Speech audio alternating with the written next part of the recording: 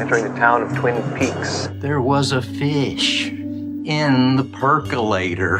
A damn fine cup of coffee. You are witnessing a front three-quarter view of two adults sharing a tender moment. It is happening again. Take another look, Sonny. It's going to happen again. What kind of fantastic trees have you got growing around here? I'm going to turn it upside down. Sheriff, we got a lot to talk about. Well, Sheriff, we do have a lot to talk about. As always, yes, we do. These episodes have so much going on. My notes are way too long. You're just being a good detective. That's what it is. Yeah. I'm a really good detective. You're learning. You're as my protege. So, everyone, welcome to Twin Peaks. This is Welcome to Twin Peaks, Horror Hour with the Hanna's Twin Peaks Rewatch Watch Along podcast. We're your hosts, Matt and Hannah. And today we are joined by Taryn of Cinema's Charm. Hi, Taryn. Hi, how are you guys? Good. We're happy to have you join us here. We've been having a lot of fun rewatching this show, so I hope you've enjoyed it as well. Yes, I am a huge Twin Peaks fan. I have seen the show twice. I have the whole Blu-ray box set of everything Twin Peaks, so I love this show. Do you have from Z to A? That's what I have. Yes, yes, I have that one. Perfect. Love it's great. that. It's really good. I love all the little extra side stuff that I haven't even gotten to yet. So yes, same. I still have to get through some of that. So Taryn, tell us where you're coming from, where the people can find you. Alrighty. Well, I am Taryn. My handle is Cinema's Charm. I am mostly on TikTok and Instagram. I talk all things movies and TV. Horror is my favorite genre, though, so I do talk a lot about horror. I do a lot of reviews and recommendations, things like that. Great. Everyone go give Taryn a follow. Do your thing. And Taryn, we appreciate you being on. So I think we will get started here. Yeah. Sound good? All right, cool. So for everyone watching along, we watched season 1, episode 5 and episode 6, which is confusing because really they're episode 6 and episode 7. Dumb pilot. Because the pilot isn't always called that. But either way, yeah, I'm going to have to specify that until we get to season 2. After this episode, we will only have one more episode until the series finale, which we will be doing just that one next week. Yes. So we will not be doing season 2. We will just do one episode because it's going to be a doozy if these episodes have led you up to anything, Hannah. Yeah. So let's start with a little background. Episode 5 is named Cooper's Dreams. It was written by Mark Frost, series creator, and directed by Lesli Linka Glatter. It aired on March 10th, 1990 to May 10th, 1990 to 17.3 million viewers compared to 17.4 previously. So not too much of a drop off this time around. And episode 6, named Realization Time, was written by Harley Peyton and directed by Caleb Deschanel. You will recognize that name because his wife is also in the show playing Donna's mom. That's Mary Jo Deschanel. And they have a famous daughter, Zoe Deschanel. So they have another famous daughter. Emily Deschanel. Yeah. I had no idea that dad directed. So he came in here and directed something. Runs in the family, I guess. Apparently. Nepotism? Yeah, maybe she's a Nepo baby. No one ever talks about Zoe Deschanel's a Nepo baby. No. Not that I really care don't think about people Nepo notice babies that. at all. You're so right. Because there are a lot of very talented Nepo babies, so I am not going to complain. Yeah, it's only a complaint if they're not talented. They're 1, not talented, or annoying. 2, annoying. I guess, or 3, the parent is like, no, they didn't get special opportunities. Because it's like, obviously they did, bro. But whatever. So this episode aired May 17th, 1990, and was down to 15.6 million from that 17.4. This thing's all over the place. It was still doing pretty good in the slot, though, in season 1, like percentage viewed. Okay. So anyway, some quick facts. I don't have too many, but it is fun. Every episode has, when I go and read about the specific episodes, has the directors or the writer from that specific one talking about the show. I like that. So for episode 5, the director Glatter said that Kyle MacLachlan was so serious in his funny moments and his serious moments that the crew struggled to get through takes because they would all start laughing at his deliveries. That makes a lot of sense to me. I mean, I laugh every time that man talks. He's so good. And his delivery is unbelievable throughout. So, agreed. It's incredible, how he plays really funny moments so seriously. So I'm not surprised. I would also struggle working on this crew or being in a scene with him. Yeah. There's a reason Lynch liked to work with him. For sure. Like, I will just say it is funny. Like, Lynch very clearly saw things in actors that other directors didn't and was able to pull the most out of them. I think that's clear because like actors like Kyle MacLachlan had like nothing much going on except for Lynch movies. I mean, now he's in like the Fallout show. But I mean, even Cheryl Lee with Laura Palmer like didn't do much, and Maddie didn't do much. I've said it before, but he saw something in her and was able to pull, I think, a pretty gut-wrenching performance every time he used her. So anyway, the director also said that, and I really liked, she just talks about her belief in the show, but that the main thematic concern of the series was longing, and that most characters were driven by their desires for each other. And I thought that was a very astute point from her. I think that's very true, especially when you think about that episode. Yeah. And just everyone's decision making is very much this sense of longing. I have that one in my notes, actually, so I'll hold off. So season 6, background. Episode 6. What am I saying? Episode 6. Thank you, Sheriff. Deschanel, the director, recalls the teleplay for the episode being about approximately 40 to 45 pages long, which was low. That typically a lot of these teleplays would be up to 120, but he felt that it like gave the show this leisurely pace compared to a lot of other modern television. And what that kind of did was it allowed us to breathe with the characters and really feel what they were feeling. Yeah, I think that's really neat. His other quote was, allowed the series to dwell on its subtext and unexpressed desires of its characters rather than fully focusing on narrative. So I think that's 2 really good points from 2 different directors. So kind of similar though, both about this like desire that you feel or absence that you feel along with the characters. So I also do like that they're talking about the length of the script and moving at a leisurely pace, because I do think that a lot of these scenes we end up lingering on like really uncomfortable moments instead of kind of like speeding through them or moving on to the next. They allow those moments to be slower, and they allow us to sit there and like contemplate it for a lot longer than I do think a lot of other shows would. We sit there and look at the scenery or these characters emotionally responding to things without words. So I do really like that, and I think it makes you sit in a lot of uncomfortable feelings, which is the point. Definitely. I think that's a great point. That's kind of the magic of this show and what separates it from other TV at the time. Yeah. Absolutely.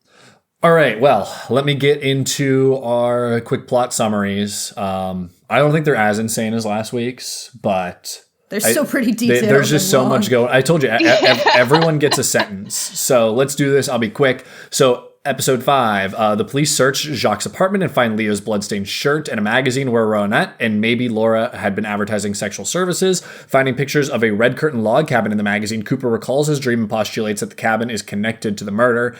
In counseling with Jacoby, Bobby breaks down and admits that Laura wanted to die. Maddie meets James and Donna and agrees to help investigate a hiding place Laura had mentioned. Audrey spies on Ben and Catherine, discovering their plan to burn the mill, and later gains employment at the perfume counter where Laura and Ronette worked. Cooper and the police meet the log lady, who claim her log saw 2 men with Laura and Ronette the night of the murder. Later, they find Jacques' cabin, discovering the burned Waldo and a broken poker chip from the previous episode. Ben meets with Josie, revealing that they have been scheming behind Catherine's back. Norma's husband, Hank, is paroled and threatens Leo, asserting his position as the leader of the drug trade. Cooper returns to his hotel room and finds Audrey naked in his bed. And that is where that episode ends.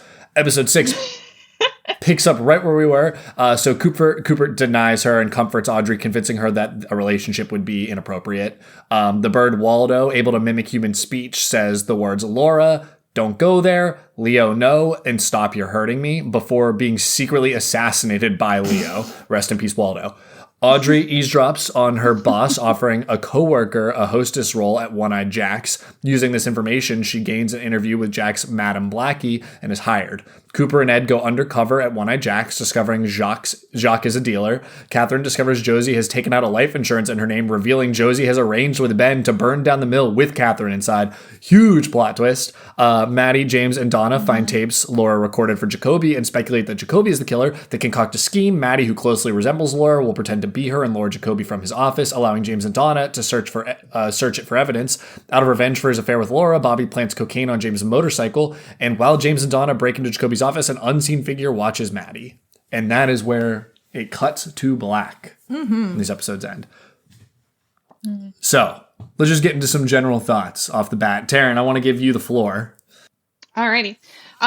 So I love the way that Cooper handles the whole little Audrey situation, because he lets her down very easy, and I think in a very like almost nurturing way, you know? And he doesn't like make her feel bad about how she's pursuing him. And on my second rewatch of this, I don't know, that just really stood out to me. I like the way that he kind of treats her like an adult, but also lets her know, like, you're not actually an adult. Like, you can't be doing this, you know? Yeah, I feel like it really just shows his integrity as a person and like his moral compass as a person, because she obviously is super beautiful and hot. And funny and smart. Yeah, like she, like I love her. Right. She rocks, but obviously he knows it's inappropriate, so he's not going to act on it. And I do think he handled it in the best way he could have in that particular situation. It definitely goes to show that he is a genuinely good person. I also think this whole scene really gives us a good understanding of Audrey's psyche. Like, she is also a hurt person by, I think, her father and her family, and feels unloved, unwanted, and you don't realize that. I don't know if she even realizes that. It's like a subconscious thing. Yeah. And so she is trying to feel wanted and desirable. And it's funny because she is such a badass. Like, girly, you are desirable. I feel bad you feel this way.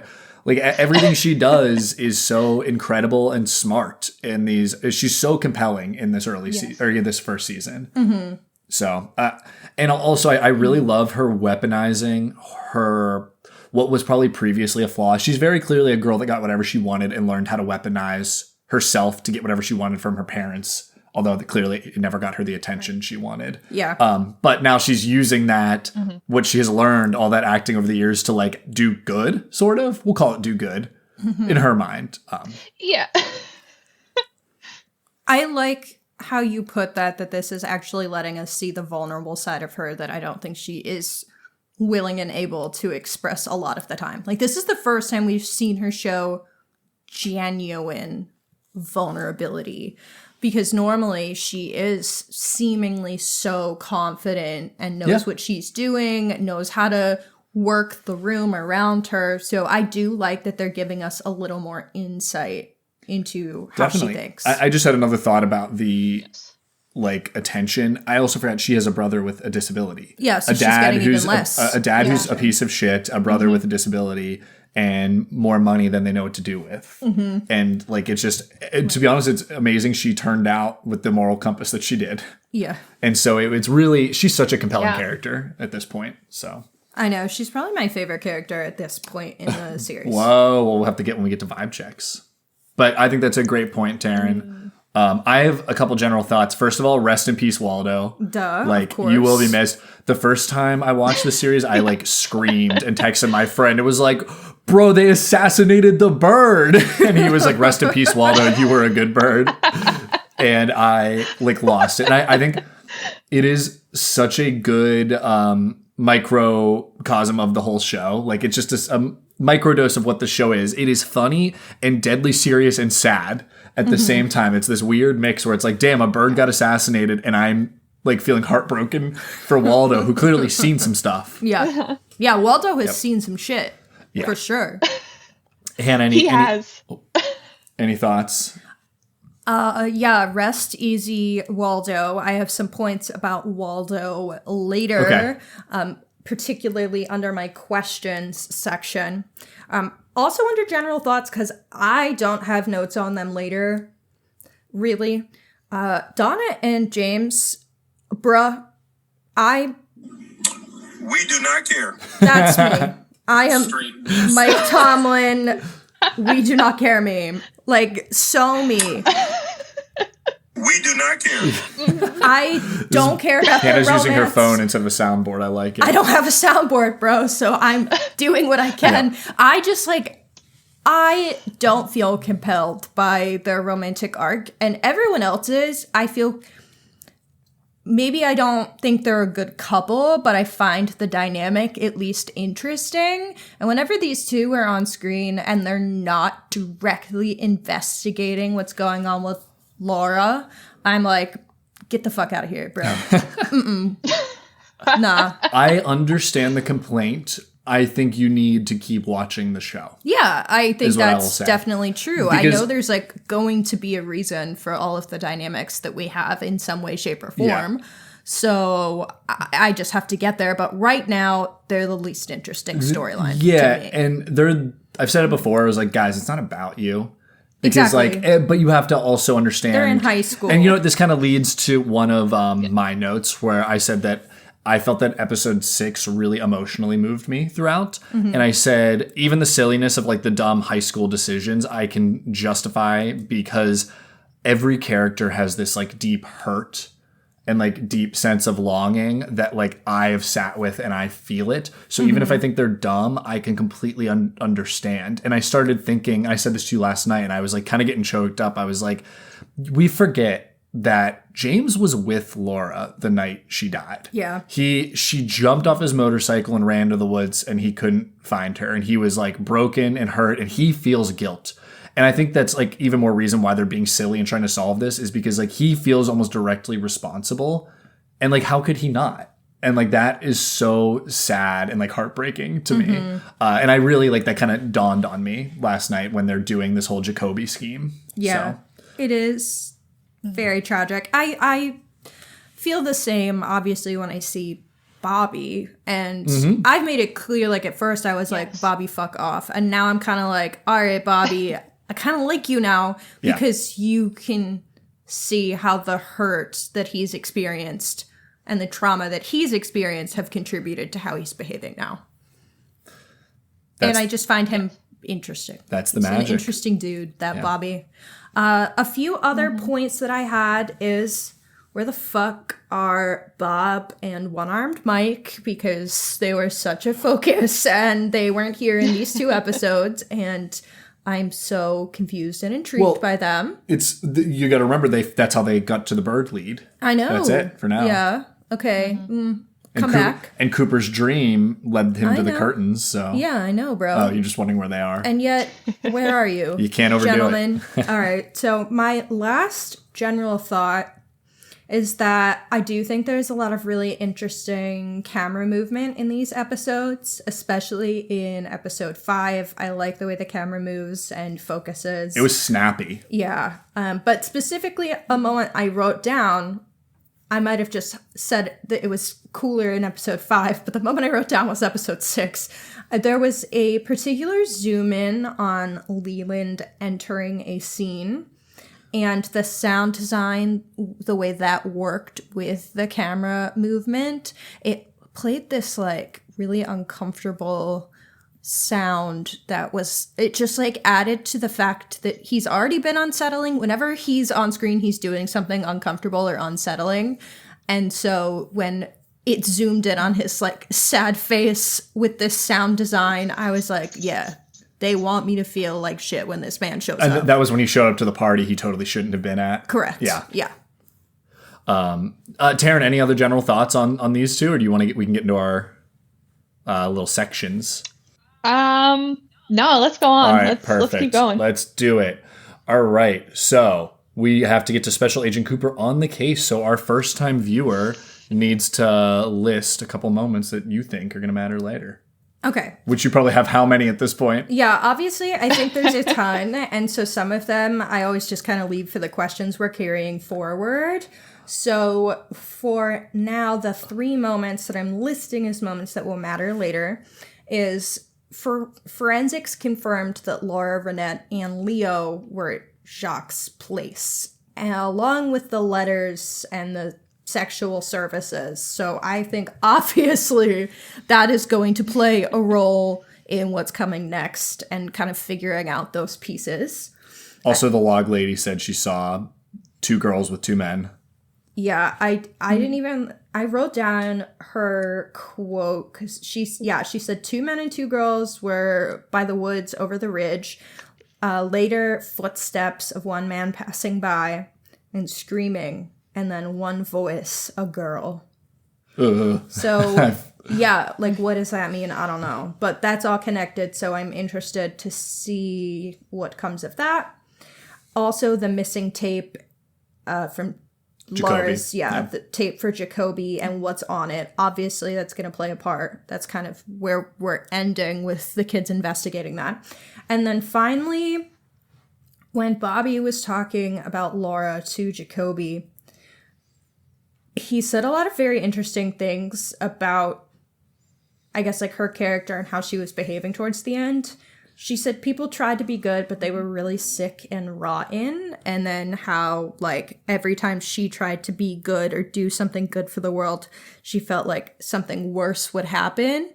And so I find just that general sentiment really interesting. And I am really intrigued to see how that characterization of Laura and her behavior continues throughout the show, and what that means overall thematically. I think those are all great points. I don't want to say anything more, but I will say the point about Laura being like dragged back down does break my heart. Yeah, that was really sad. I see a lot of people say this, really is. and I so agree. Like, Laura Palmer is one of the most complex and compelling characters ever written, and it's amazing how she's not even in the show at this point. Yeah.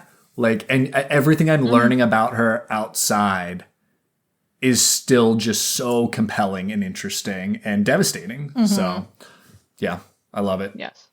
Cool. All right, let's get to some character vibe checks then. How we feeling this week? Now, actually, Taryn, I'll go to you. What are the vibes like for some of these characters right now? I mean, okay, well, obviously, I always have a good vibe with Agent Cooper. Oh, obviously. duh. Yeah. Like, always, no matter what, he's amazing.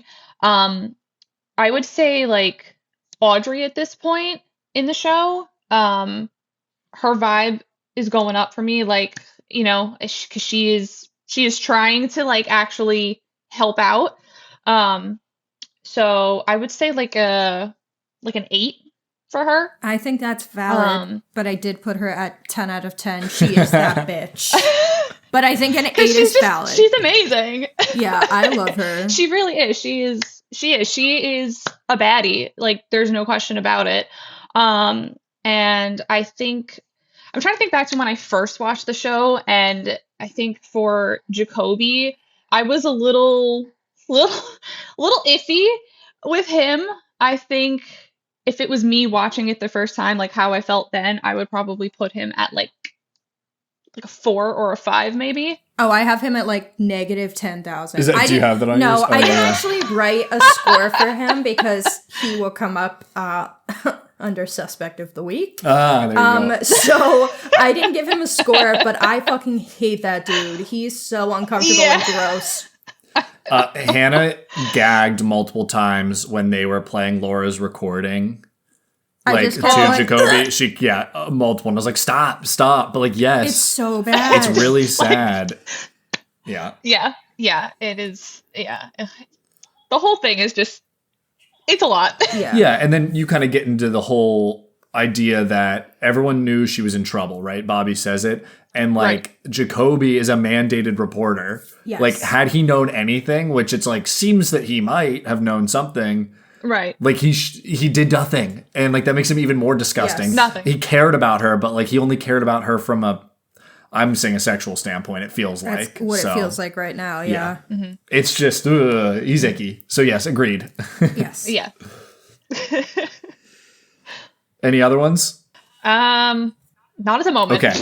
All right. Can I do mine, Hanna? Yeah, go ahead. All right. So I'm giving Big Ed my 9 out of 10. I had to drop him from a 10 because he hurt Norma's feelings in this episode. Because she was like, why are you waiting for me to leave my husband? And he's being soft. He's like, Nadine's sick. And listen, I get it, buddy. But like, stop leading your wife on. I understand she's not well. But like, that storyline is really It hurts, right? tough because, I mean, it is very sad. His wife, he's correct. She is not well. But it's also this tough question of, like, how much of your life can you live for other people to protect them versus have happiness yourself. But the issue, and that's both Big Ed and Norma. I was going to say the issue here is I do feel like if he did end things with his wife, I don't know if Norma's ready for that either, because her husband just got out of jail, and I think that's a really uncomfortable, iffy situation. Definitely. I was going to say, I haven't been ranking Norma. I haven't vibe checking, but her vibes are good. She seems like a good, helpful person that takes care of Shelley vibes, and I just want to say, okay. So my next one is Madame Ghislaine Maxwell Blackie. 0 out of 10.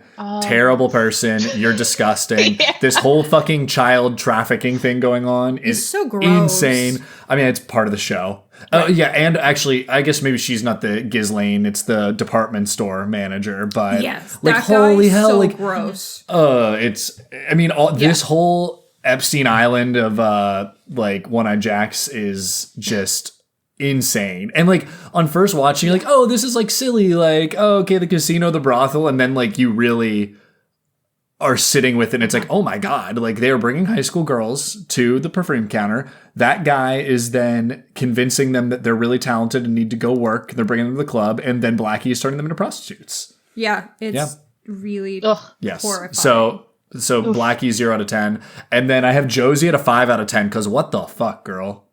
What is going on? I liked you, but like you're kind of a witch all of a sudden. I'm a little worried. She kind of slips off this episode. Like I really can't get a feel for like where her priorities and her morals lie. I mean, she clearly is setting Catherine up to die with Ben, and so that is like, girl, what the fuck? Well, and then also, even that's like one thing. Like I don't like Catherine. Like she's annoying. So in that regard, it's a show, whatever. But then when I think about the fact that her behavior is going to hurt my man, Sheriff Truman, I'm like, how dare you hurt this little teddy bear boy? That's where I'm really offended. And then you start to think like, okay, she's a widow. Like, what else? What other lengths has she gone to? Ooh, and then you're like, and I even think at this time in the series, she was a predicted suspect for Laura's murder. And it's like, what the hell is going on with this lady? Like, no one knows anything about her. I like it. I kind of forgot about this, to be honest, like this like shift in her. And it's kind of awesome because you think she's been playing this like innocent and doe-eyed like woman. And all of a sudden it's like she took a life insurance policy. Her and Ben are scheming behind Catherine's back. Like, and you know Catherine's not going to go down without a fight. So. Also, Ben, fucking disgusting. He's literally sleeping with Catherine, planning to kill her. Aren't the characters in the show amazing? Like, there's all of them have gross, so much grossness and insane stuff. They're all so compelling. Like, yes. So that's my vibes. Hannah, hit us with some vibes. Okay. So I already said Audrey 10 out of 10. She is that bitch. I said that last week. You did say that last week. And she became even more of that bitch this week. Yes, totally. Hank, I'm going to give a 0 out of 10.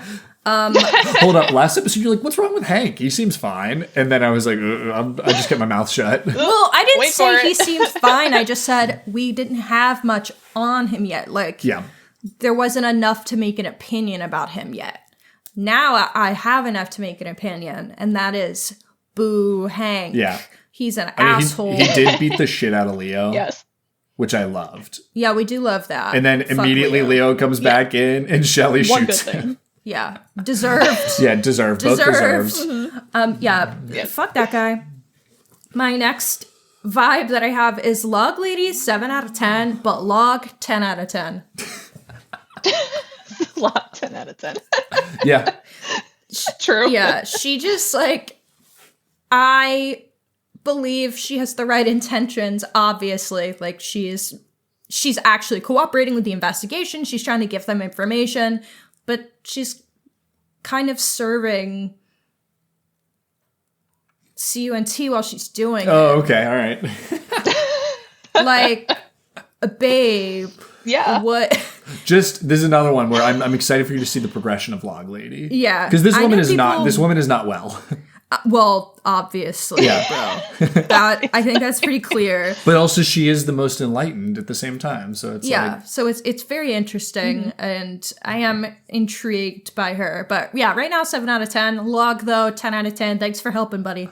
I do love her being like, you guys are 2 days late. I know, And that it's was like, so what the hell funny. does this mean? Like, Yeah. And then finally, the chemistry between Shelley and Bobby, 100 out of 10. it's insane. Yeah. Yeah, their chemistry is Agreed. wild. I was like, oh shit, okay. Oh, yeah. I'm sweating. I don't know how you I don't know how you do these performances and don't fall in love in real life. I know. I'm Like- like, were these people Yeah. sleeping with each other outside of filming? Maybe. Because holy like shit. I hope so. Yeah, I hope for their sake. Possibly, like, And if they didn't like each other very much, I don't know how they're doing this. Yeah. Like, how? Ooh. Right? One of the greatest like It's insane. on-screen chemistries I've seen. I think. Yeah, it's crazy. It also helps that she is one of the most beautiful people I've ever seen in my life. So, you're like, not only do they have great chemistry, but she's stunning to look at. So every time they're macking on each other, I'm like, do it again. Yeah. Claps, snaps from me. All right. Well, now that we're rolling right. off of vibes, Hannah, tell us, Sheriff, who are your suspects of the week? Okay, I have 3. So Leo has been on the suspect of the week list, obviously.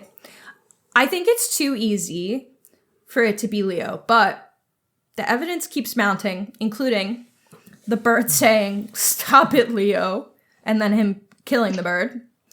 Also, Dr. Jacoby followed a man in a red Corvette. That was seemingly Leo's car. He knew her from the cocaine use. He's a shady motherfucker and clearly a violent person. But it is interesting that the blood on his shirt was not Laura's. So I'm interested as to where that will point. But I do think he's too obvious.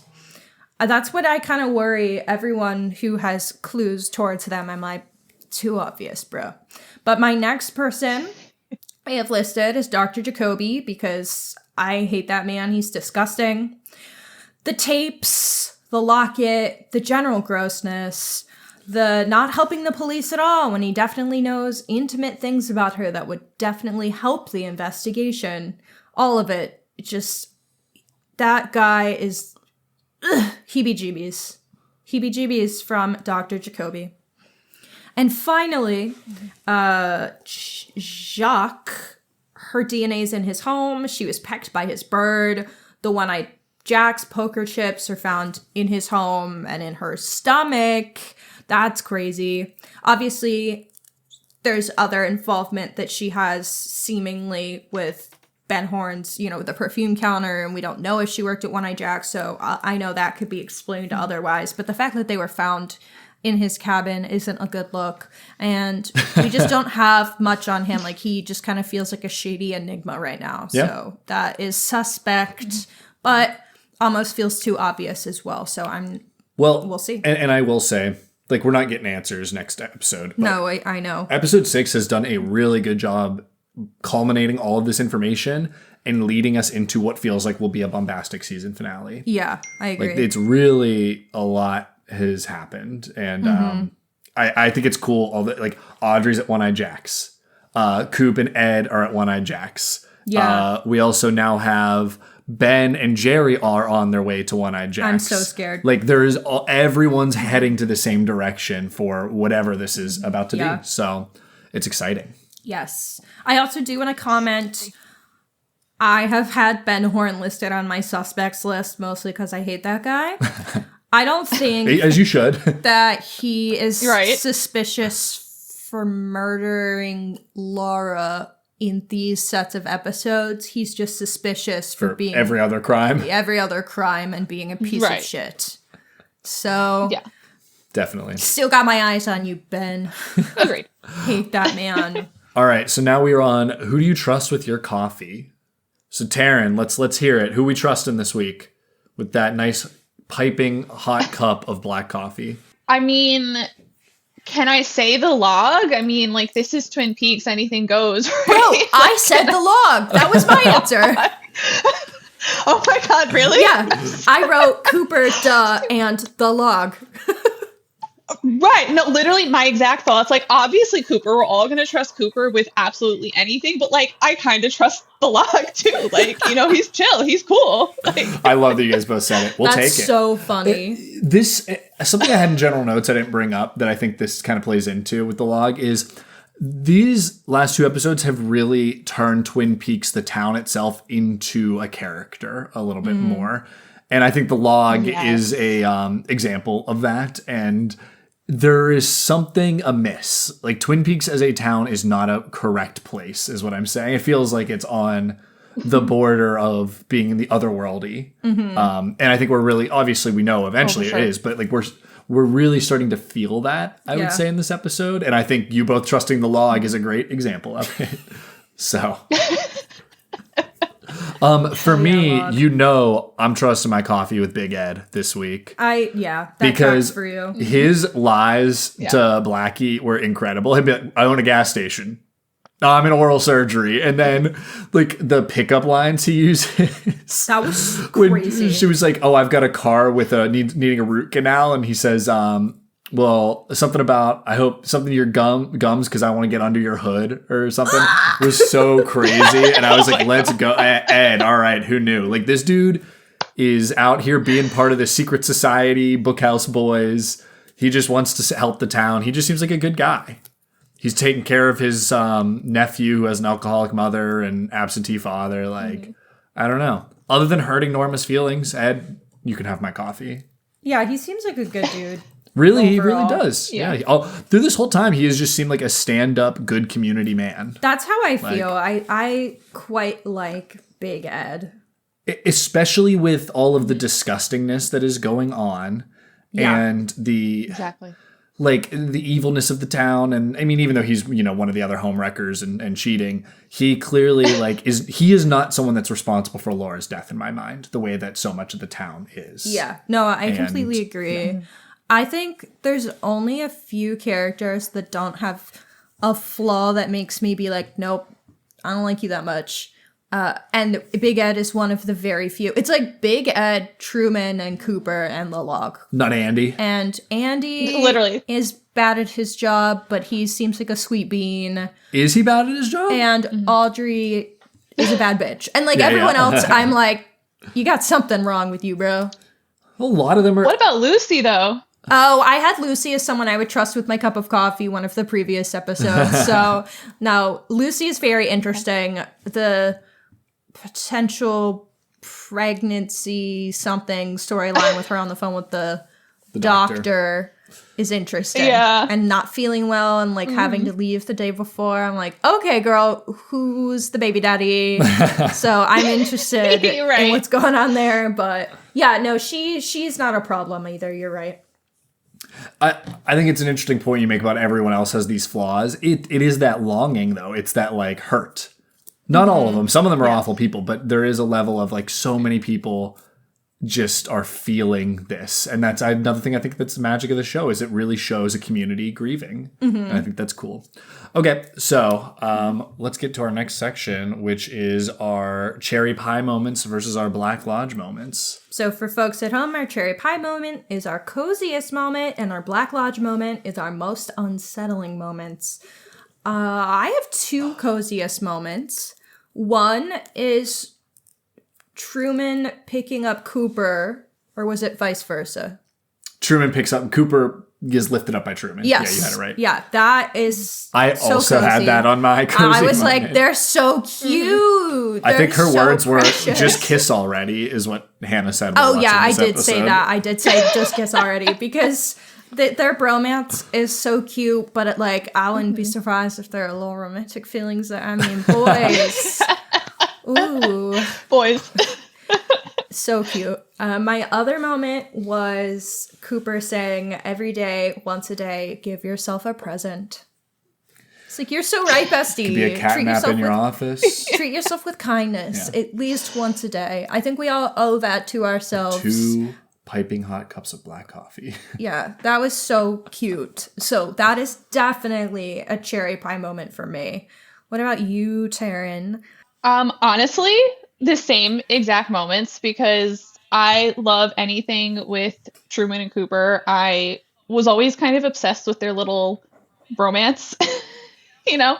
I think they are just they're cute together. They just are. Like, I just love them. And the thing about Cooper saying, like, you know, every day give yourself a little present, I think about that all the time. It's like one of those quotes that I like will kind of randomly remember, like on a day-to-day basis, and be like, you know what, Coop? You are so right. I should do something nice for myself today. I was thinking that too. Like one of the times I was in therapy, like a while ago, at that point in time, I did not treat myself with kindness very much, and I was really bad at actually like practicing hobbies or self-care. And I literally had to set goals for myself to do at least one self-care activity per day. And I've realized that I have gotten so much better at doing that and treating myself with kindness in that way. And so when I heard Cooper say that, I was like, yes, King, you're so right. And I, like, 20-year-old me, 22-year-old me hearing that would have been like, oh, shit. Yeah. Agreed.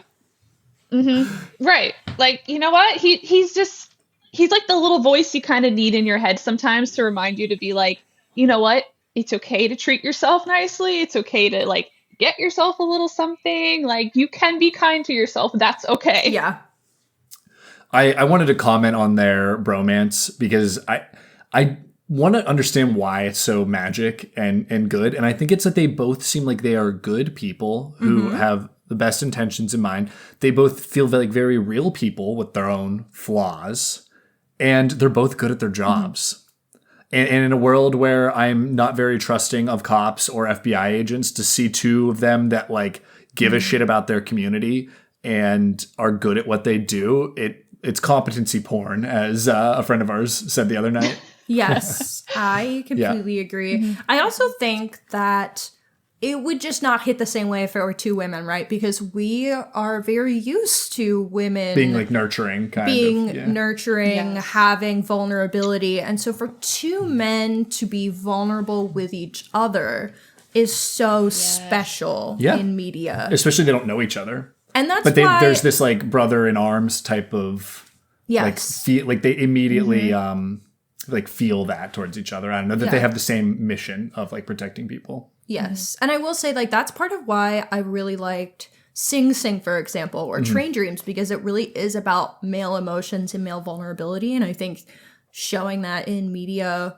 especially when traditional gender roles tell us that men can't have emotions and all that dumb shit, when that exists in the world and people have very real feelings of that, to then have our media being like, no, it's actually very cool for men to be in touch with their feelings, is awesome. Yes. It's not surprising that David Lynch wrote the series when you see stuff like that. No, like, it's not surprising that he would put that in his... And like create these characters. And obviously I know he didn't write this episode, but he is the series creator with Mark Frost. Yeah.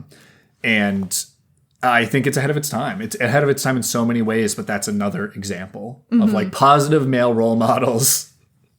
So, but it'll be interesting to see how these things change as the show continues. So, and that's what I've loved about these two characters, is also they change every episode. Cooper has changed significantly from the beginning of the season to the end. So, I mean, my man is committing probably a federal crime right now, being over in Canada. Yeah, I'm like, bro, what the fuck? But you started off with such like, it seemed like he started off with like very strict rules for himself and the investigation. Like, he seems like he kind of follows the same A to Z guidelines for everything up until coming to this town. And now I'm like, bro, you can't be gambling with that money. Well, he clearly has done that before. I know, that's so I like funny. to bring a 10 to 15% return on my investments. I know, but I'm like, bro, you can't be doing that. That's not smart. It's how his like moral compass has changed. And yeah, I do still feel like I'm a little suspect about it. I'm like, oh, dude, you can't be like crossing country borders as an FBI agent to do this. But also at the same time, he's like, this town needs this. This town needs this wall to be broken. And so that's it leaves us kind of feeling conflicted, but also like from a moral standpoint, we would do the same thing probably. Yeah, exactly. So at least I would like to think so. So, all right. Well, I don't need to, those are all my cherry pie moments. So how about I go into my Black Lodge moments? Yes. Actually, I fear we will have the same ones. Actually, there are just so many. So I'll be quick. I also started doing one called Somewhere in Between because that's another magic part of the show is there's always something in between. And my something in between was all of James, Donna, and Maddie. I was like, I love what you guys are going for, and it hurts me so much, and what you're doing is bad, but I get it, and I understand you, but stop, and I don't know how to feel, and it's like, that was something that was making me really feel a lot of emotions while watching these 2 episodes. So, and it's this really cool mix. I don't know. I like it. But my Black Lodge is obviously the Leland dancing breakdown. That's my number 1. And everyone starts doing the cry dance. They all start doing the moves he's doing, which is just crying. Yeah. And I was like... continued... psychosis. Cry dancing moments. But yes, like he is overall not well. Every time this man hears music, he just erupts into dancing and tears. And crying. And I'm like... is this man under like a hypnosis that every time that music comes on, he cry dances? Like, what is with that? Why is this a pattern? I would love some answers. He is not coping. Yeah, he's just not coping. And it's very, very sad to see someone struggling that much, period. But especially like knowing he has lost his daughter. Like, that's just tough. But you're also kind of like, bro, you got to get it together before you come public. Like, my empathy is there, but my grace can only go so far when you continue to like hurt yourself like this. That's what is really tough, is that it keeps happening every episode. Like, when he showed up and was like, I just feel like I need something to occupy my mind, I was like, oh, poor baby. But then he shows up again, and then he's doing the cry dancing, and Ben's like, get him out of my life. And that's obviously very harsh. This is someone who was seemingly your friend and is going through a massive loss. So like, you owe this person more empathy and sympathy. But at the same time, he's being a bit much. And it gets to the point of like, I don't know how to tolerate this right now. Yeah. And as a viewer, I think that's the feeling you're supposed to feel. Because I'm also like, I can't look at this. Yeah. And it's like, I feel so bad for you. But like, and I think that's a really great performance by, Ray Wise. He's very interesting to me because I struggle with, is his performance too hammy, like too soap opera-y sometimes? But then I've told myself, like, he is supposed to be making me uncomfortable. So if his heightened performance is serving that function, then the form is fine. I almost always have to come back to Toni Collette in Hereditary, where obviously her scream crying is a really good performance, but I am almost put off by it, and I'm supposed to be, you know? Yeah. I don't know, obviously it's not the exact same, but it is that weird mix of like, what I'm looking at is so raw that my brain doesn't know how to comprehend it correctly because it's awkward and I want to look away. Yeah. So I think it's working for me personally. Yeah. Yeah. My other one was all of the department store recruiting. That's disgusting. Gross. And then the most haunting moment, I think, was the recording of Waldo repeating what he had heard. The Leo, no. And like, don't go there. Yeah. Hurting me. Stop. Laura, no. Oh, yeah. Laura. Yeah. And I was like, my insides hurt. Yes. And they feel tight. And that's awesome that this recording of a dumb little bird that has just been assassinated is doing this to me. I also had the bird moment. So you got 2 of my 3 that I wrote down, but I forgot to write down the department store. I completely agree. That scene of him and the other worker. when Audrey's like eavesdropping on them, that scene is really tough because you know exactly what's going on. All right, Taryn, some Black Lodge moments. agree with both of yours. Those were both big moments for me when I first watched this. The whole like department store thing, I remember feeling just so like icky and disgusted, and I'm pretty sure my jaw dropped actually like physically a little bit, and I kind of remember covering my mouth during that.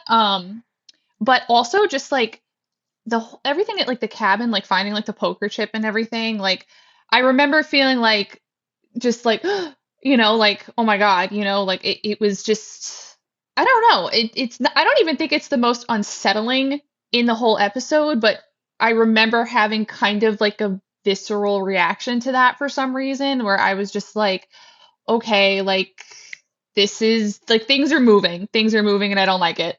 Yep. Yeah, completely agree. I do think all of that is very unsettling. My last thing that I put is kind of a collection of specific quotes that relate to the relationship between Laura and Dr. Jacoby. For example, him saying to Bobby, "What happened the first time you and Laura made love?" Bro, out of nowhere. That is just so completely inappropriate and disgusting. Cry? Did you cry?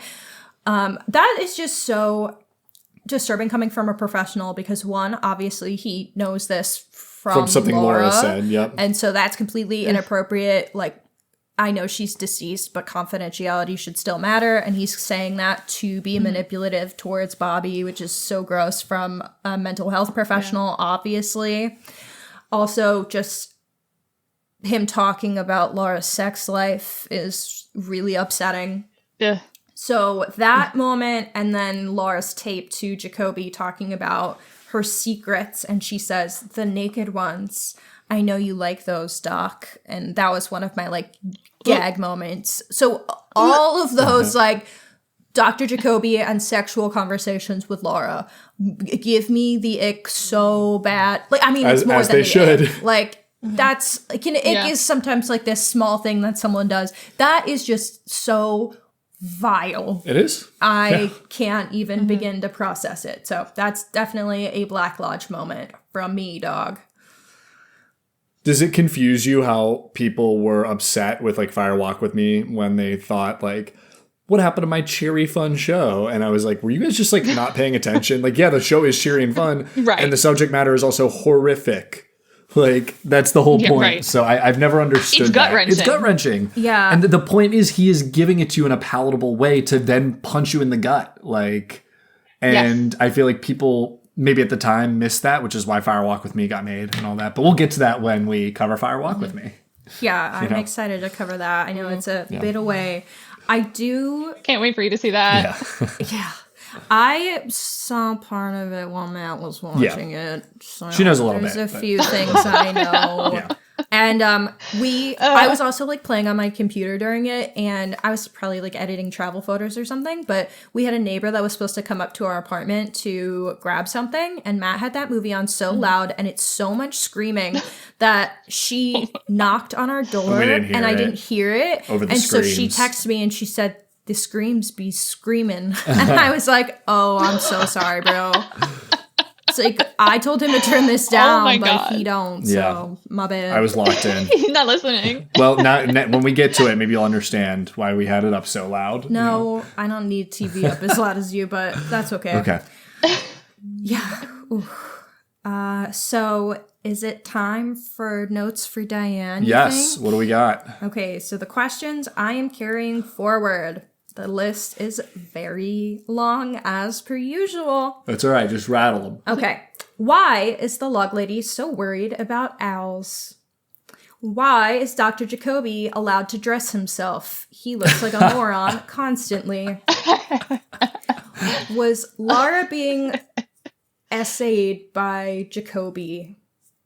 I know it definitely seems like she was assaulted by someone or multiple someones, but is Jacoby one of them, or did he just enjoy talking about sexual things with her? It's kind of unclear to me. Josie and Hank, what the fuck? What's their relationship? I need answers.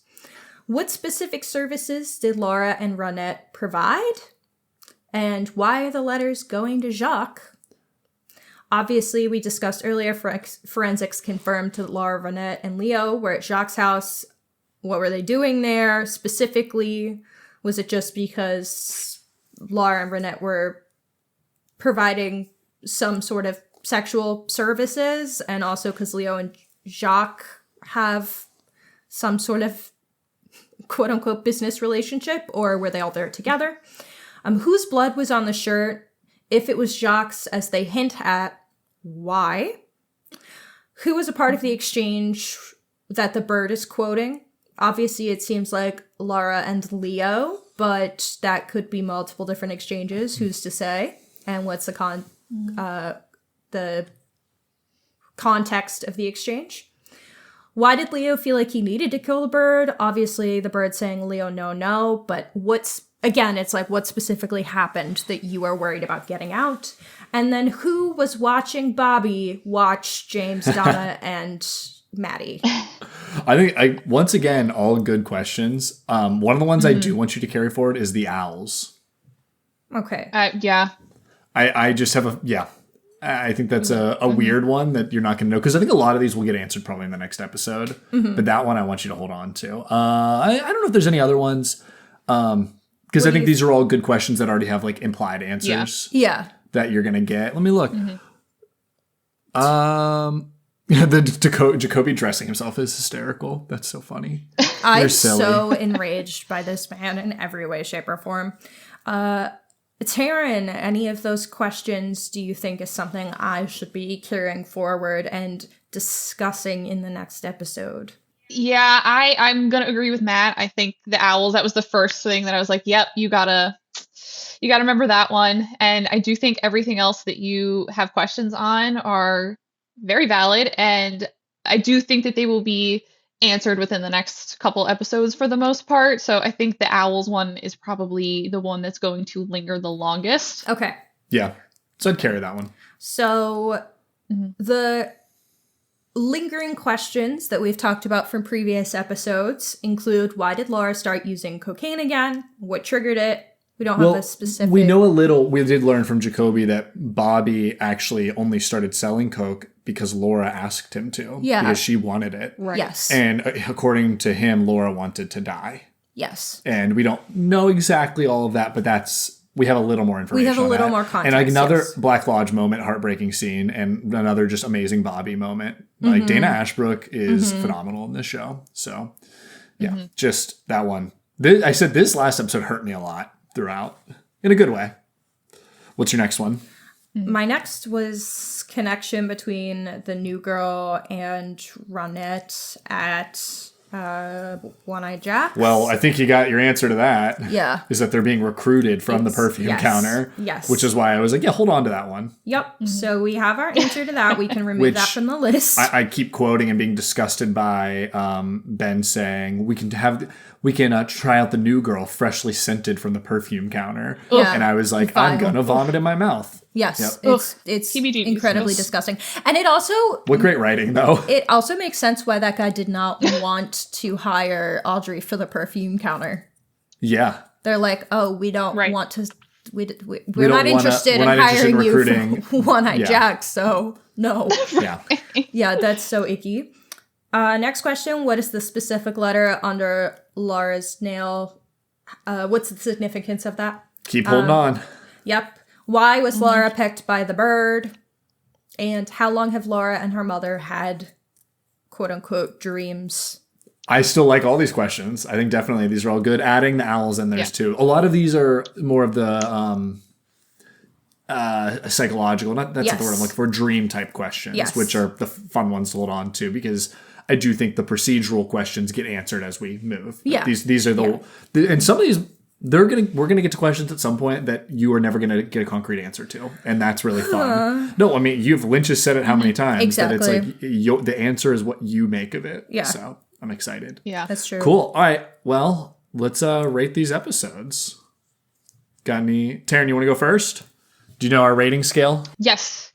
I'm going to say damn fine cup of coffee. I mean, it is a hard episode, but I just think it is so well done. And I think the fact that it is so hard and that it does get you so emotionally makes it such a good episode. Was that for 5 or 6 or both? Oh, for, what was it, 5. Got it. Okay. I had... Honestly, you know what? 6 too, I guess. Okay. Yeah, I was gonna say, I feel like they're You know what? Yeah. Quality episodes. The only thing that makes me maybe want to lower 5 to just like fine cup of coffee, not damn fine cup of coffee, is I just find Donna and James so annoying. But that feels like such a stupid reason to lower my rating for an episode. They are quite annoying in that episode, but then all of a sudden it's really compelling in episode 6. So it's like, well, I needed this to get to 6. So. Exactly. So it's hard. So I guess they're both damn fine cups of coffee. I actually agreed with you. I had 5 as a good cup of coffee and 6 as a damn fine cup of coffee. And I just remember feeling a lot of emotion during 6. Like I was really moved. And so that's what makes it damn fine, where a 5, I obviously still important, but I think it was more of a setup for 6, and 6 is this, acceleration into what feels like it's going to be a bombastic finale of season 1. So I am really interested for when we get to points where it will be fish in the percolator. Like I am so intrigued for when those moments there are going to be some fish and percolator episodes. But yeah, I've heard that Diane Keaton season 2 episodes are fish in the percolator episodes, but she only did 1 episode. Oh, I always thought she did more than 1. No, just the 1. way people talk about it. It's one episode that it's considered bad? the lowest point, but basically that point onward we move up again. Okay. But to be honest, and we'll talk about when we get there, the complainers are cowards. They're fine. They're not as good as where we are, and they're a little more of a mess, but like they're still good. Okay. They're just like they're a little lost, and it's kind of thematically relevant, and I think I want to wait and talk about it when we get there. Yeah. So. Yeah, it is very interesting, though. There's been nothing that can touch fish in the percolator. There's been no fish in the percolator thus far, and there probably won't be until partway through season 2. So. Yeah. Cool. I was going to say that too, yeah. Yep. Okay, well. And I also don't think there's a single fish in the percolator when you get to the return. Oh, no. Yeah. Not at all. Oh. That is something that is just so, like, still wrapping my mind around it however many years later. Uh-huh. It's a show, I think about the show like weekly, to be honest. So well, now you think about it daily. I think about it daily now. Yes, I do. Daily. Hell yeah. Okay, well, I think that just about does it. So Taryn, thank you so much for joining us. Tell us where to find you again. Thank you so much for having me. I had a lot of fun. I am on TikTok and Instagram at Cinema's Charm. I'm also on Letterboxd if you care at all about silly little movie reviews. I follow Taryn. It's a good follow. I was going to say our viewers definitely care about silly little movie reviews. Well, perfect. Everyone go give Taryn a follow, and thank you for joining us. This was Welcome to Twin Peaks. I've been Special Agent Matt, Hanna. And I'm Sheriff Hanna. There you go. Thank you for joining us. We will catch you at the next one with a fresh cup of coffee. Thank you for listening to Welcome to Twin Peaks, a Twin Peaks rewatch podcast from Horror Hour with the Hannas. If you liked the episode, please make sure to give us a 5-star review on your favorite podcasting app. If you'd like to call into the show, call us at 215-821-9584. You can find us on the socials at Welcome to Twin Peaks Podcast on Instagram, or at our original account at Horror Hour Hannas on TikTok. Come back soon for more coop, coffee, and cream corn.